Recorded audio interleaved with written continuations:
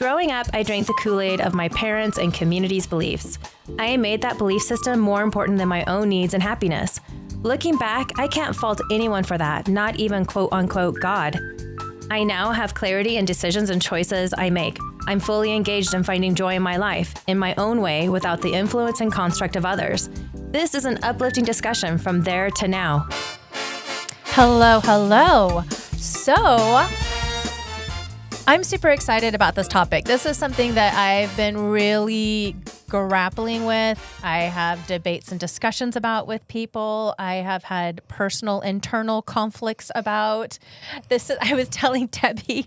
So I've been teaching classes lately, courses for women on how to divinely tap into their spiritual gifts and abilities. And a lot of that requires us to step into our divine feminine, and feminism gets in the way of that. And so Debi came to one of my classes and she just started talking and I was like, oh my God. And so I really wanted to do this topic here and have Debi on because I knew that you could really provide a lot of insight to our listeners as to why we should not be subscribing to the Kool-Aid of feminism. And this is, I think the rise of feminism kind of started around the 70s. It did. I was a child. Well, I grew up, graduated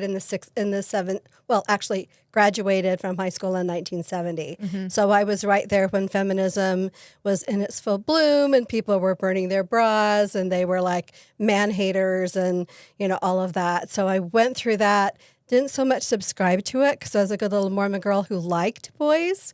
So it didn't have a lot for me. But as I got older, I had to flirt with that a little bit to get where I am now. Yeah, same. Yeah. As you know, and we talked about this, and actually Sean pointed this out too, that I am a very strong woman and strong personality.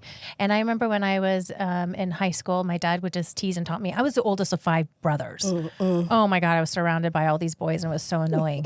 And so my dad would be like, well, you're supposed to wash the dishes. Be ladylike. And of course he was taunting me. And I was like, I am not washing the dishes. My brother can over there. I'll take the trash out. So I just like to really challenge all of those type of things. So I kind of self-subscribed to myself as being a feminist. And as I've gotten into my later years of my life, I would say probably in the last 5 to 6 years, I've really stepped away from that on a dramatic level and really come to see how this has not served me at all and how this has created a polarization. And we need to stop saying women need to stop man hating and women need to, we all need to start loving each other. And yes, we have been in a very strong patriarchy type of society and structure for a long time. 2,500 years. Yeah. I was going to say about 2,000 years. Yeah. And so there is a huge shift in our, in that. Just overall, on I wouldn't even say in America. I'm just saying overall, the humans on this planet. Globally, we are shifting away from the patriarchy. But to what? Yes, what? so we don't want to go to the next polarization, right, to matriarchy, because I think that's what we were at originally. We were in a very strong matriarchy society, correct? And then all of a sudden we polarized to the strong patriarchy. This is not serving anyone. No. So share your thoughts. It's serving our own wisdom. Yeah, I also grew up very similar to you. I was the oldest of 6, 3 girls, 3 boys, and actually stayed in the religion till I was about 56 and transitioned out of it then. So I lived my whole life with a very interesting relationship with the word patriarchy. My dad is a patriarch. He's an LDS patriarch and was for 33 years. And he's amazing. He's intuitive and he's a Jedi and I love him. And so my perception of it may be different than other people. And I grew up in California. So California Mormon, that's a little bit different too. Yeah, I grew up in Las Vegas. Yeah. So you have a little bit, I was a little bit more open-minded, but always believed and still find myself asking permission, looking for approval. I think these are the kind of implicit things that we do when we've grown up in the world we've grown up in. And I don't care what religion you came from because we're on the planet at this time. Look at the leaders, especially in our country. When I grew up, when I was in high school and college, there were no men and no women in Congress.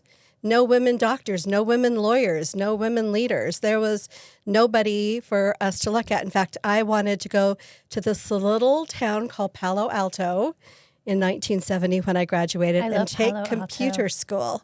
But it was a little teeny farmland in those days.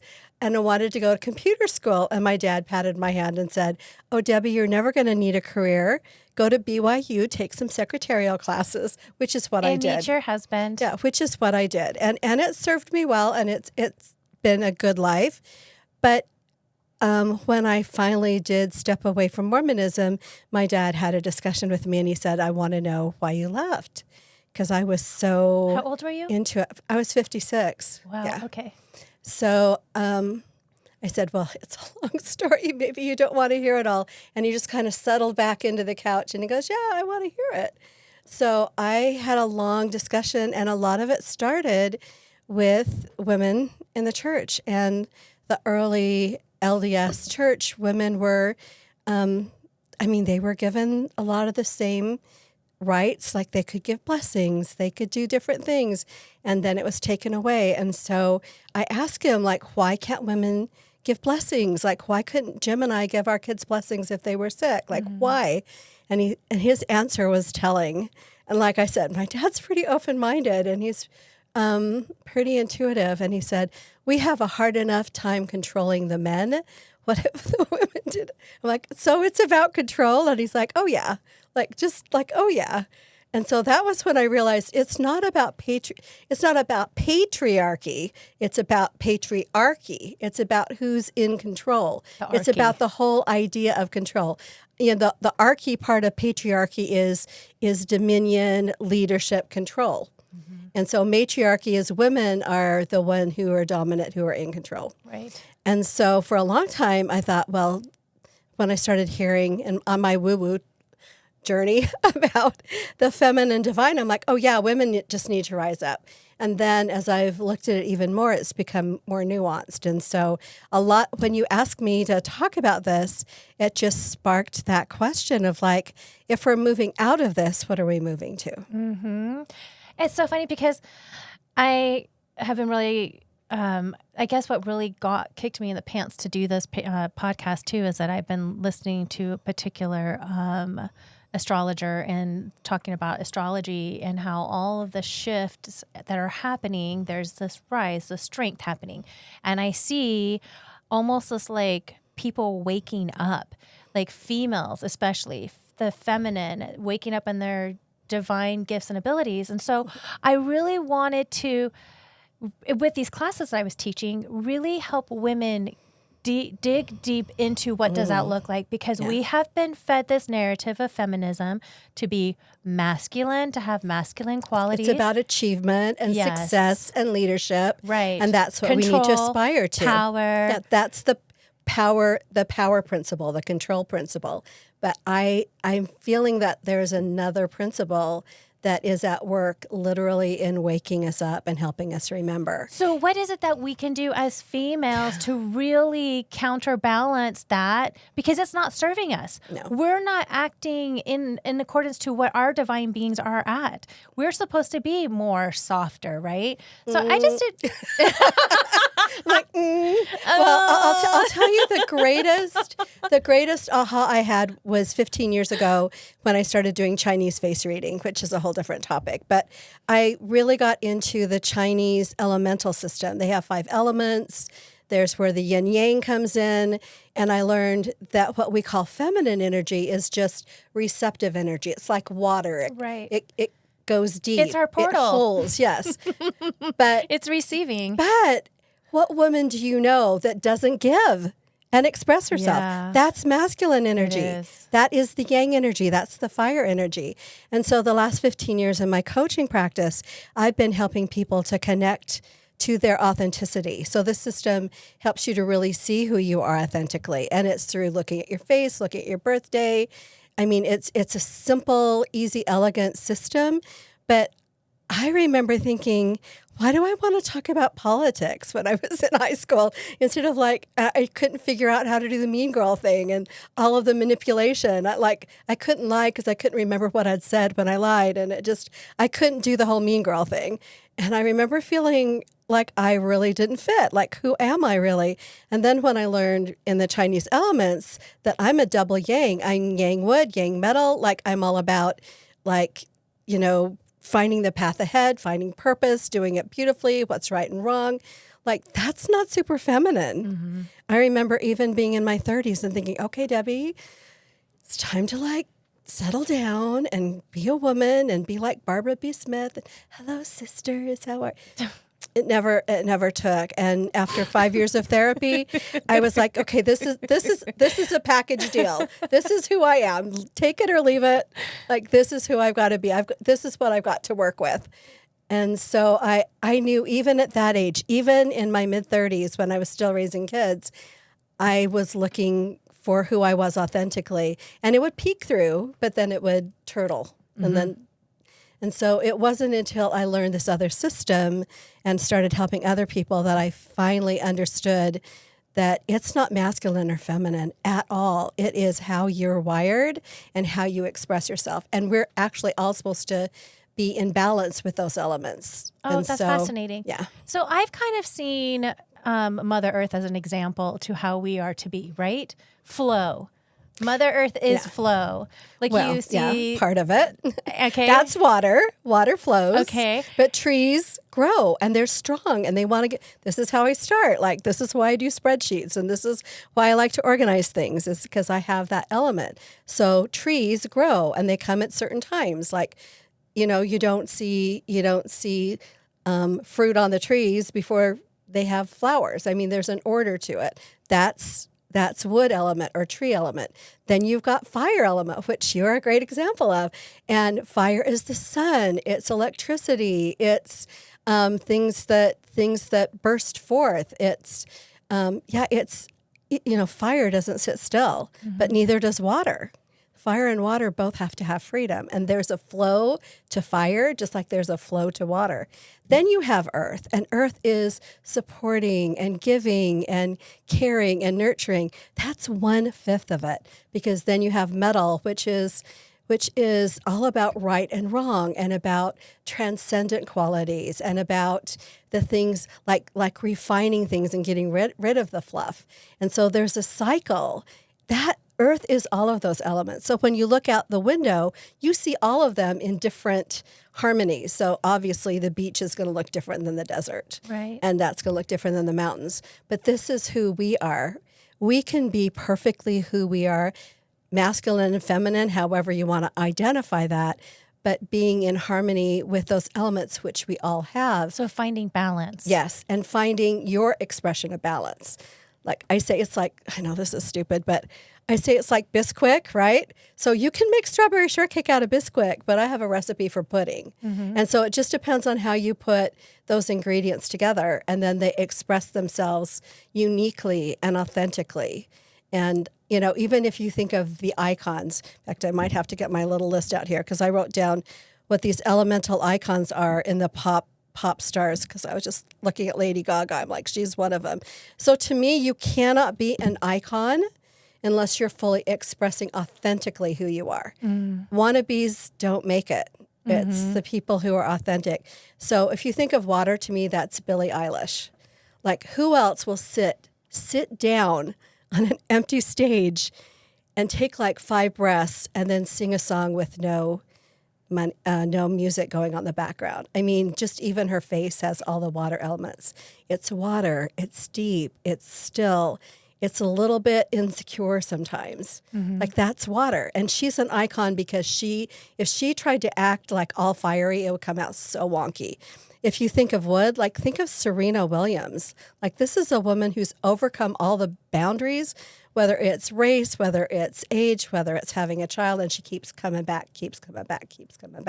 and drives it forward. When you think of fire, to me, that's Taylor Swift. Like, fire loves to be seen, it loves to perform, it loves to be on stage. And she's one that people have tried to manage her and say, you can't say this politically, or you can't do that song. And she's like, it's what I'm doing. Like, she can't, you can't put somebody's fire out, or else it really shows. For me, earth is Oprah. I mean, she's real. She's nurturing. She loves people. She's grounded. Yeah, she's grounded. Like, she's what we all think we need to be. But I'm supposed to be grounded. no, I'm a but Taurus. Can you see? But you're much more than that label. Oh, yeah, But can definitely. you see? Can you see Billie Eilish trying to do Oprah? Yeah. Or can you see like Taylor Swift? No. Can you see Oprah trying to do Taylor Swift? No. But to me, then metal. Like, I get chills. I saw Lady Gaga at in Brazil and what she did, and just her unique style and her ability to just refine who she is and reinvent herself, and only care about the transcendent qualities of music and expression. So all of these 5 are beautiful women who are fully expressing their authenticity, but in a very different way. And all 5 of these elements are found in the earth. We tend to go straight to soil, to the earth, which is what we were taught to do, which is nurture. I was not a very nurturing mom. Me neither. I was kind of a CEO mom. Same. So I like to call myself and militant. Didn't you feel guilty? That was the only part I Yes. could do with earth is all of the negative stuff. Yeah, I felt guilty because I didn't fit this mold of Nope. what I was supposed to be as a mom. We're doing it wrong. Well, I was guilted too by family members and Yes. people outside watching me going, she's so masculine in the way that she parents. I'm sorry, I'm being me. yeah, I'm doing the best I can. We just don't. We haven't had a model. We haven't had a model for that. We've had models for how to be that. Usually, yin earth. Earth has 3 different expressions. There's yin earth, which is like the new mommy that will give you a Band-Aid and sing you a song. That's what we're taught to be. But then there's the CEO mom, which is you do this and you go here and you go there, and I'm going to run you to soccer, and I'm going to get your vocal stuff for your. I don't know what I'm getting you on your performance, and then there's women who are like Yang Mountain. They're mountain women who they seem loving and nurturing, but if there's a bully or if there's injustice, they're the mama bears. Their claws will come out and they surprise people with how fierce their hearts can be.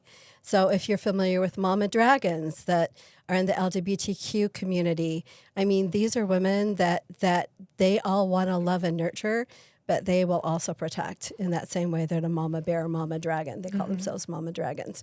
So all of these are expressions of very, I mean, you can take these archetypes. I love Carl Jung's archetypes. You can take these as archetypes and see them through every culture. Kuan Yin, who is in Asia, is an archetype of a goddess who is compassionate and dries the tears of women who have been abused, but then she will flip and become the protector of those same women. So she is both in one, which to me is the closest to the feminine divine that we can be on earth, is that we can honor both the soft, selfless, kind part, but we can also honor the expressive or the driven or the transcendent part of ourselves. It's not one size fits all. We I know. love this. Thank you. Because ultimately, it's all about authenticity. 100%. How do we seek this authenticity? Because everyone, I feel like a system is literally, okay, we were talking about external validation, external resources, and so that obviously is to our demise. Right. Because all of us are so unique and authentic and individual in every way. Yeah. We can't all be like each other, although we've been really trained to be like sheeples for sure. Well, and we're looking for approval. The one Right. thing that has been ingrained in women for the past 2,500 years is look to your leader. Ugh, nauseating. Is that okay with you? Yeah. And- or women would self-police each other. Like my one friend Yes. said her grandma would always tell her to be what's that word? I wanted to say keep sweet because that's what they would always Yeah, do. be ladylike. Oh, be ladylike. Was that the it, really? ladylike. Oh my God. I was like, I'm triggered. I think I'm like got Tourette's now. I'm just like, I'm triggered. It's not the in your word body anymore. It can exist ladylike. out here. I was Yeah. like, ugh. Why did we all hold ourselves to the standard that we had to be Stay ladylike? small and sit a certain way. And yeah. yes, be quiet and be docile and Yeah. ugh, gross. Yeah, well, this has been drilled in us for a long time, and there's a lot of reasons, but I mean, there's there are so many, like I go down a rabbit hole and I look at all of these theories and all of these different things about patriarchy and about the culture and about implicit bias and all of these. But to me, where we've been isn't as important as where we can go. And I sat here Amen to thinking, that. like, okay, so I know we're under like these principles of power and control. That's what archy is, patriarchy, any kind of archy. Anybody in power, we are looking for approval. I think the first step to becoming authentic is ask yourself, what are you asking approval to be? Because that's probably what you really want to be. And then the second one is, what did you love when you were 6 years old? How did you express yourself when you were a child, when you were 5, 6, 7 years old? This is before culture really gets a hold of us. And Before we go to school. yes, there's an amazing book called Reviving Ophelia that came out in the 90s that talked about girls being so powerful and so sure of themselves and so amazing. And then they hit 11 and it all shuts down. And they're looking to each other and to their teachers and now to the internet and to icons saying, that's what I need to be like. And it's no longer here, it's out here. Right. So if you're not watching us on YouTube, Debi just did a very important gesture. She just said, here, touching her heart center, because that is where our truth resides. This is where our authenticity resides. And how do we find this and seek what it is through quiet time, is through meditation, it's through quiet contemplation and reflection. I mean, I like to joke that literally I roll out of bed and make my cup of hot beverage, and I usually sit there blankly staring somewhere or at something, usually in nature, drinking my hot beverage. And that is the most wonderful, beautiful grounding moment because it's so quiet. I don't talk to anyone. I don't look at my phone. There's no distractions. There's no approval needed. Right. And I just flow with what feels right at that moment. The other part of that is finding your tribe, finding community, which was huge for me. Growing up Mormon, and we moved all over because my dad was in the service. He was in the Air Force. And so every place we went, I mean, I could move and go to church on Sunday and have friends on Monday. So that was a great community to be able to have that to grow up in for that part of it. And then when I left that community, it was like, what do I do? Because I have enough fire that fire wants to connect. And I'm like, who do I connect to? Where do I go? Where are my people? And so it took me a while to find my people. And what I found is that some people, think of them as mirrors. Think of other people as mirrors. Because we never, I can look at myself and go, oh, that looks like me, really? Because I'm not looking at myself 90% of the time. So we look to other people for validation, to define us, to reflect us back. But if you find people in your life that will hold up a mirror to you, that is a clear mirror, that's not distorted, that's not cracked, those are the people that have become my tribe. The people when I first started getting into coaching saying, of course you can do it. Look at it. Oh my gosh, I loved what you did. Yeah, you should do that. And they affirmed me. It's called tapping. Women do this very well when they're like, you should run for city council. Oh, you should go do that PTA president thing. We can do that for each other. And women who encourage other women are great in a tribe. Women who critique you are probably people who are not further enough in their journey to be in a soul tribe. Or when you hear them critiquing other women. Yeah. If they're going to critique if they're telling you stuff about that girl, they're telling that girl that stuff about you. Yeah, absolutely. And so that's the mean girl stuff I could never get into. But I also know that those are women who need someone to reflect back to them because they have not had it reflected back. Hurt people. And so there's somewhere in there that they're looking so closely at other people because they haven't been taught to look inward at themselves. Right. And or they don't want hard. to. They're scared to. Yeah. I find a lot of people have a hard Shame. time to even look within or to even look at themselves. And that is a very proverbial statement. I'm not talking about in the 100%. mirror. And this is another reason why people just jump to relationship to relationship. People cannot be alone. They have a hard time being alone because then you're alone with yourself. And what is it you discover when you're alone? And we were just talking about the voices in your head. Which may or may not be lovely. Or in your heart. Yeah. But it's true. Culturally, we've been so programmed, too, to never be alone either. And so that is something we really need to be seeking. And you just said something critical. When in your heart and in your head, like my friend and I had a discussion years ago about the heart of my mind and the mind of my heart, like connecting those together. Yeah. Like when you make good decisions, and especially moving into authenticity, some people are very geared to lead with their heart, and they overgive. They don't have boundaries, and they feel responsible. And other people lead with their head, and they try to figure it out, and they're looking for external validation and answers. But when you're able to connect those two together, your mind will say, "There's something about that person. I can't put my finger on it." Even though your heart's like, "Oh, but they probably had a hard childhood," and your mind's like, "Mm-mm." We know where that goes. Yeah. And then sometimes your mind is going to say, "Oh, that person," and your heart's like, "But don't." So there's this little conversation we can have within ourselves where we find balance there. And then if you have a like-minded community, that really helps. Like the discussions we've had have just been so clarifying for me that it's like, oh my gosh, like I thought this was true, but I don't know where it goes now. And then you start talking about it.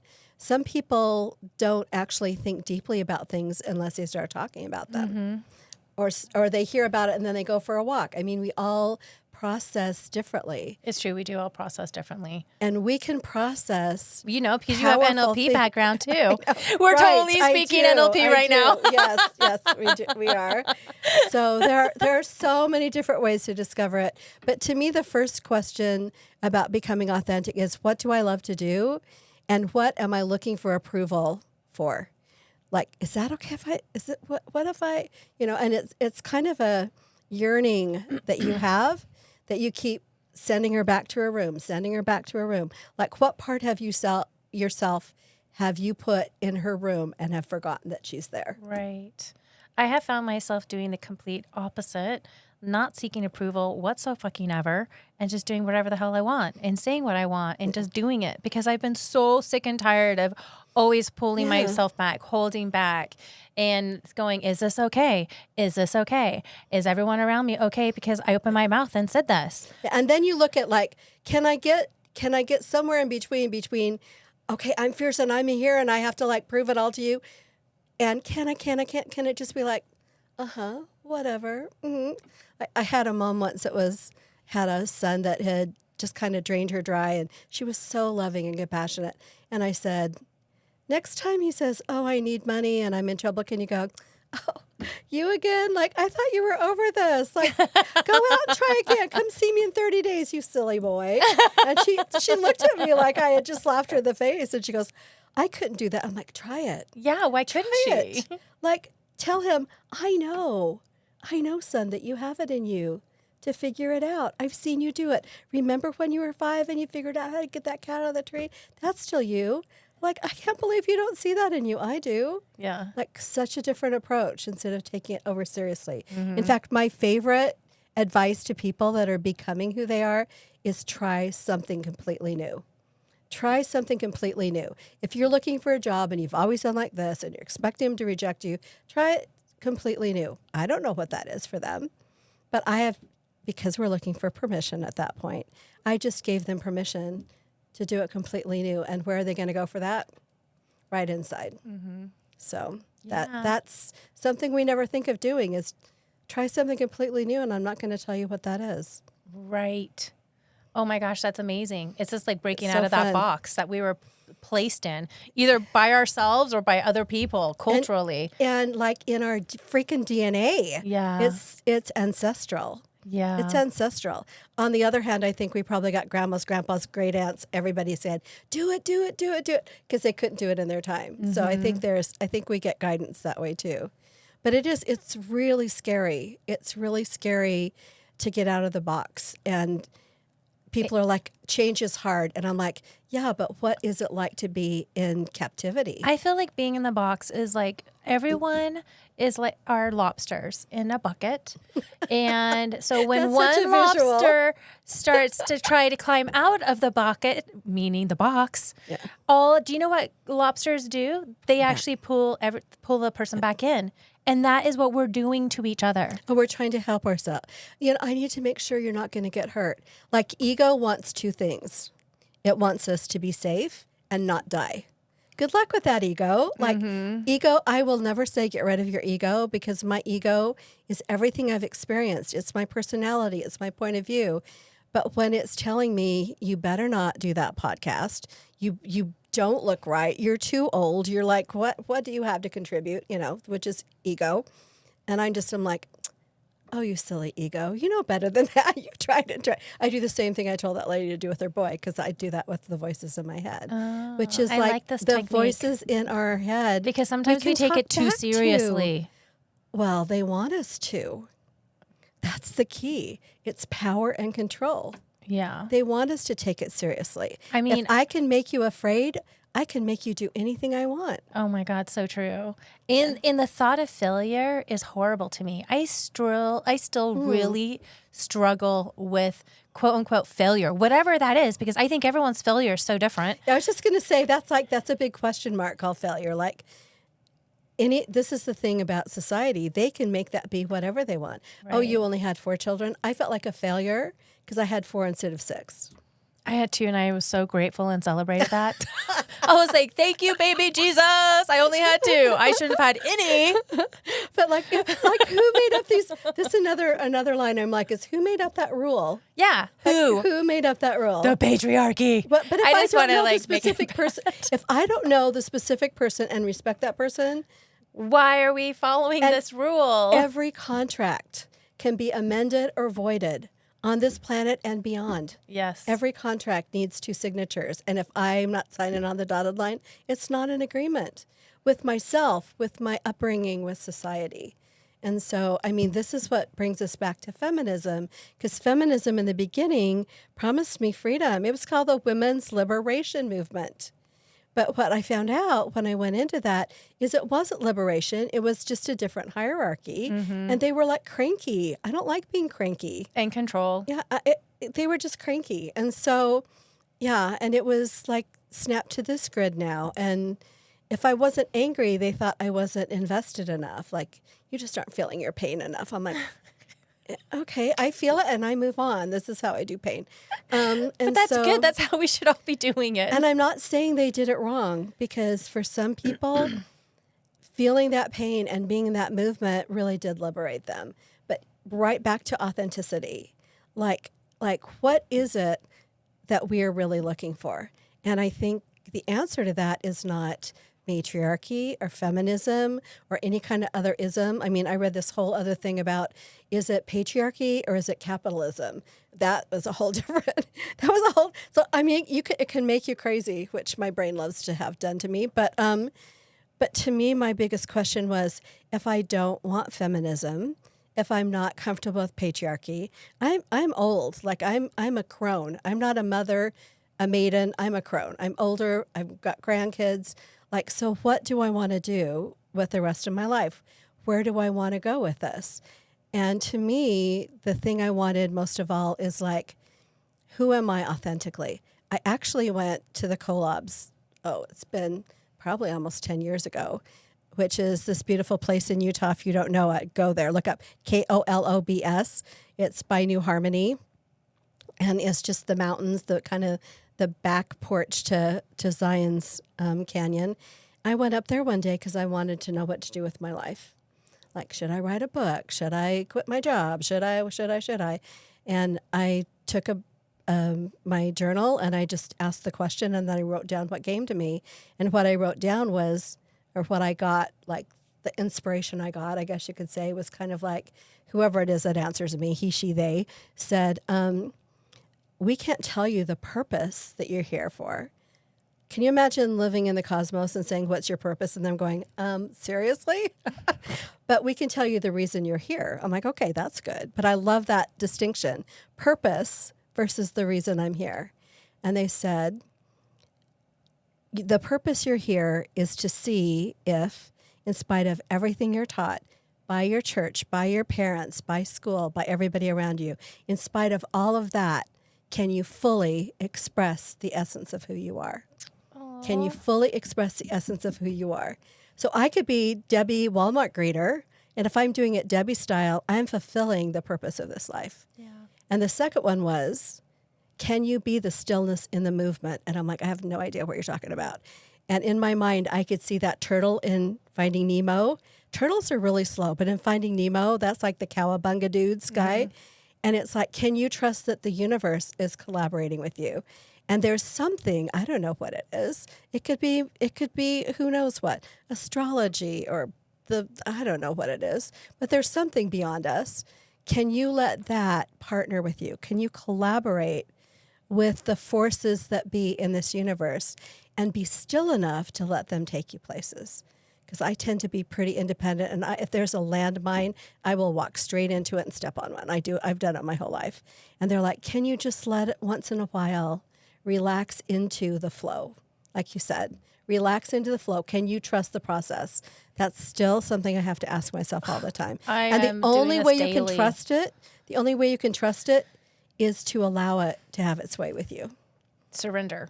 That's why Rumi called us the universe's beloved, because we're beloved. Can we trust that? This is why control gets in the way. Yeah. It gets in the way of, a wise man told us 30 minutes ago, of love. Love being a loaded word, but love also being trust.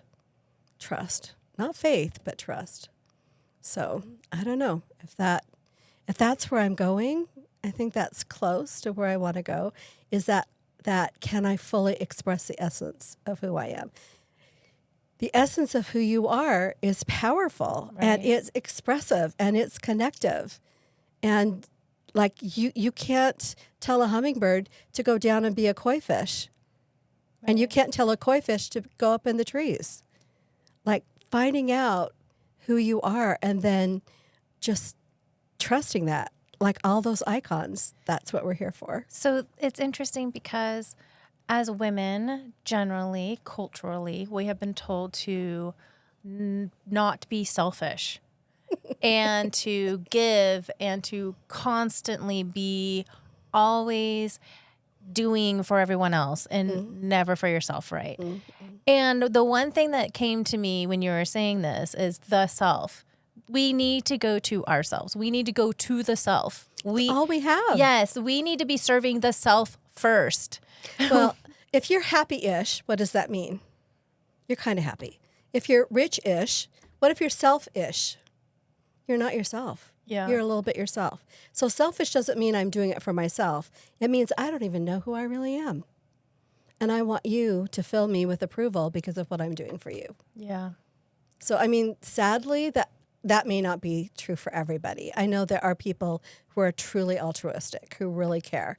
But I also know that you cannot give to everybody and not allow some, even when I'm doing spiritual work, my intention is always for some of that divine energy to stay with me. Because it's not about deserving, it's about that's who I am. I am that I am. Yeah. And anyone who says you're selfish, it's probably like just even that statement is a little bit like, so who are you to tell me that I'm selfish? I think they're projecting. I 100% agree. I think it's like, how do you know what selfish is? Huh? Yeah. My grandma said that to me when I started getting into therapy and setting boundaries. And she's like, well, you're a little bit selfish. And I'm like, thank you. I'm like, that's so sad you didn't do that for yourself. No, I'm just like, she was a little general. She knew what it was. But she was like, how dare you compete with me? No, she really wasn't that way. I love you, Grandma. But it really was about, like, she was seeing me do what she had done, and she didn't like it. Because she had been taught to be, this wonderful woman like everybody else. She had 2 kids, and she was a businesswoman in the 30s, 40s, and 50s. Like, she was completely out of the box, and I'm sure she got criticism for that. Yeah. So when she saw me growing in my power, she was trying to say, honey, are you sure you want to go down this path? Because you can get in trouble. So I see the intention behind that, the intention behind someone saying you're getting selfish. But I also say, you can just say, thank you. Thanks for being concerned about me. I'll take that under consideration. Then you can flip them off behind their back. No, not really. You're like... but consider the source. Consider the source. Anyone who's just going to say that to your face probably doesn't really know you. It's a reflection of where they're at. Never had one of my friends tell me I was selfish. And I'm sure I am. I'm like, welcome to the planet. So I want to go back to the statement that you said, I am that I am, because that's so fascinating. I went hiking this morning and I found myself saying, I am that I am. I am that I am that I am. I am. And I remember when I really started in this beautiful journey of spirituality, more deeper than just religion, on a more profound level, truly tapping into my divine, my divinity. The very most first statement that came to me so organically was, I am. Yes. And so then I really just built on that, and I became more intentional with that statement. I am beautiful. I am strong. Owning that. I am intuitive. Expressing that. I am clear. I am spiritually clear. I am spiritually guided. And in things that I really am seeking to truly embody, I say those statements. So I was doing this cute little I am that I am that I am that I am as I'm smelling the creosotes because it had just rained outside in the desert. I love it. So I was like rubbing it and smelling it. And I was like, what else am I? I am this. I am that. And so that is a beautiful practice that we should all really get into. And you don't need anybody's permission for that. Fuck no. I mean, that's just who you are. I think that is one of the most powerful things, is realizing if we're going to move out of power and control, there's only one thing I think we can move towards, and that is divinity. You talk about masculine, feminine, divine. It's not even masculine or feminine. It's just about the divine. Yes. So how do we move back into the divine? Right. And that is not religious. No. That is organic. That is effortless. That is transcendent. Playful. Yes. Joyful. Yes. Everything go out and watch the birds and the ducks and the coyotes and go watch nature. Yes. Like, I it's love to that. frolic under a willow tree. Yes. Like I see you as a little fawn. Oh, I totally do. I'm like, hello. And I like walk through the branches and I like, oh, it's so fun. I love it. And I think if we let other people define us, we've bought into something that we need to be moving out of right now. I can't judge the past. I can only look forward towards the future. And I'm just feeling more and more that what we need is more of the divine and more of what I'm not even really sure what that is, which is why I know I'm feeling the divine, because it's not quantifiable. No. It's not definable. But it's found through our heart center. And we already know what it is. Meditation. It's through remembering. So if you haven't watched the new Snow White movie, Oh, gosh. you've got to go watch the last 10 minutes of it, because Snow White saves her life by helping people to remember who they are. Aww. That's my teaser. Even the dagger remembers what it is too. So that's just my teaser for it. I don't know where you can even see it anymore. Between that and then seeing Wicked this weekend, I realized that the Elphaba's biggest problem is she didn't have an ally or a community to be with her. And the ending of that is very unsatisfactory to me, because I want there to be a community that rallies around her.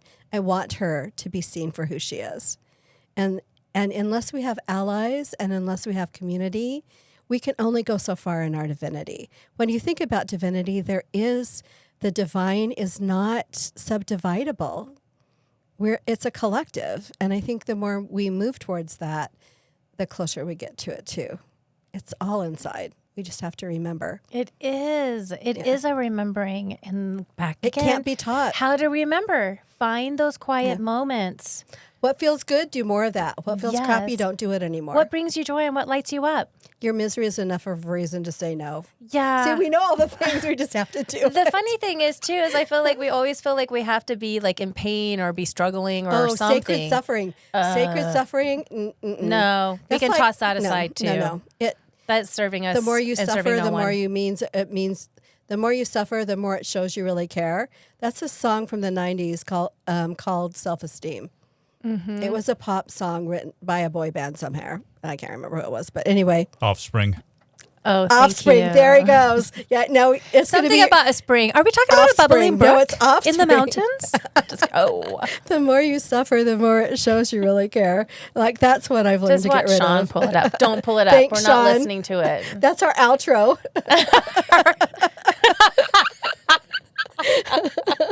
No, So that- in that's definitely not what we summarization, want. in summary, just kidding. I feel like I Yes. just said something that Do it. George Bush would say. In summarization, Oh, that sounds like Wicked when they say congratulations. to step into our divinity, whether it's the divine feminine or masculine, we really just need to, or both yes. Yeah. We need to step into our authenticity. Yeah. Remember who you are. Yeah. But not the way your mom said. Oh my God. But truly remember, like, what brings you joy? What do you yearn for? What feels like you? Yes. What feels good. And we need to be tuning into our bodies too, to how 100%. our body is here to tell us yes or no. 100%. And we forget about that. This has been amazing, Debbie. Thank you. Thanks so much You're all for coming on. glowy and radiant. I love that. Oh, why, thank you. I really appreciate that. I need to hear things like that sometimes. It's true. Well, thank you so much. Thank you. Thanks for inviting me.